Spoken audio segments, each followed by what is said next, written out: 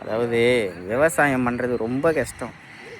ஏன்னா கொய்யாக்காய் வந்து அறுவடை பண்ணியிருக்காங்க. அறுவடை பண்ணி எப்படி சொல்கிறது, கோயம்பேட்டில் ரேட் போகல அப்படின்றதுனால ரோட்டு ஓரத்தில் கொட்டிட்டு போயிருக்காங்க. ரொம்ப சூப்பராக இருக்குது பார்த்தீங்களா கொய்யாக்காவை, ரொம்ப சூப்பராக இருக்குது.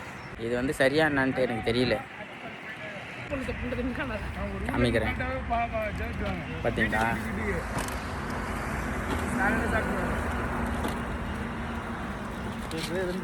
சாப்பிட்டு வேணா காமிக்கிறேன் பாருங்க.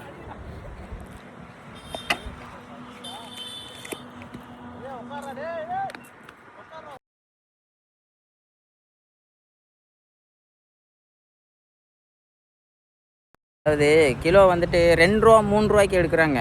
இன்றைக்கி நீங்கள் கடையில் வந்து எவ்வளோக்கு எடுக்கிறீங்க? கொய்யாக்காய் வந்துட்டு 1 கிலோ வந்துட்டு 40 ரூபா 45 ரூபாய்க்கு வாங்குகிறாங்க கஸ்டமர் சைடு. ஓகேங்களா. ஹோல்சேலில் விவசாயிக்கிட்டேருந்து வாங்குறது 1 ரூபா 2 ரூபாய்க்கு எடுக்கிறாங்க.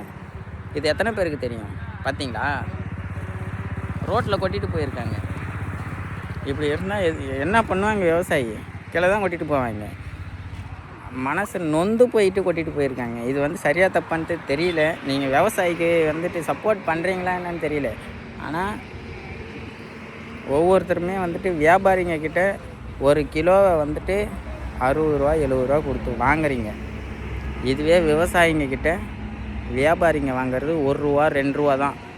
அந்த மன வேதனையில் ஆள் கூலி வச்சு அறுத்து எடுத்து வண்டி கூலி வச்சு எடுத்து கொண்டும் போய் இது எல்லாமே கொண்டும் போயிட்டு ரோட்டில் கொட்டியிருக்காங்க. இதுதான் வந்துட்டு விவசாயிகளோட நிலைமை.